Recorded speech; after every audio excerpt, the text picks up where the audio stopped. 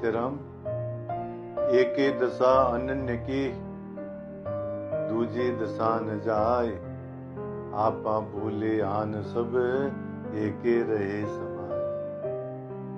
दादू जी महाराज इस साखी में अनन्य भक्त के बारे में बता रहे हैं।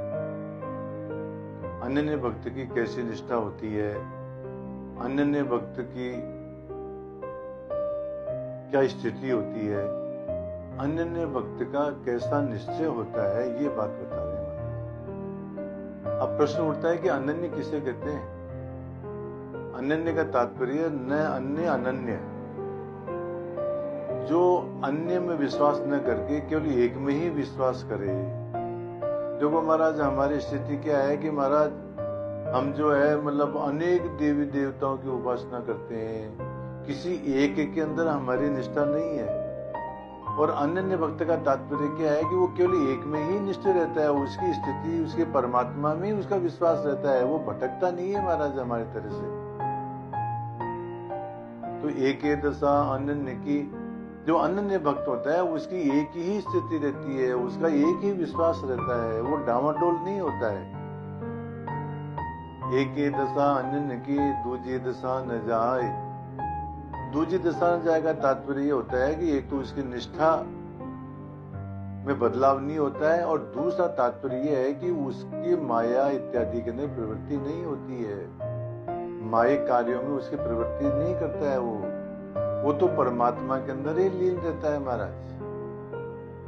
एक दशा अनन्य की दूजी दशा न जाए आपा भूले आन सब। और क्या वो कहते हैं दादू जी महाराज?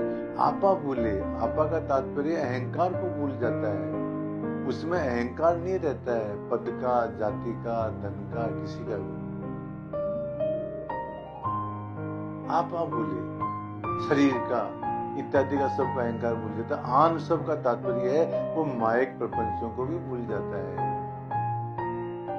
वो मायिक प्रपंचों में प्रवृत्त नहीं होता है। एके रहे समाय, एके रहे समाय का तात्पर्य क्या है? वो तो परमात्मा के अंदर ही लीन रहता है, उसको तो रात दिन चिंतन परमात्मा का ही रहता है महाराज। ये बात बता रहे दादू जी महाराज। कृष्ण भगवान गीता में भी अनन्य भक्ति की विशेषता बताते हुए कहते हैं, अनन्य चेता सततम यो माम स्मरति नित्य से तस्या हम सुलभ पार्थ नित्य युक्त से योगिन। कृष्ण भगवान क्या कहते हैं? अनन्य चेता सततम, जो अनन्य चित्त होकर के निरंतर माम स्मरति नित्य से, जो नित्य मेरा स्मरण करता है, अनन्य होकर के। अनन्य तात्पर्य के तात्पर्य केवल मेरे मन मना भव। कृष्ण भगवान कहते हैं तू अपना मन मेरे में लगा ले।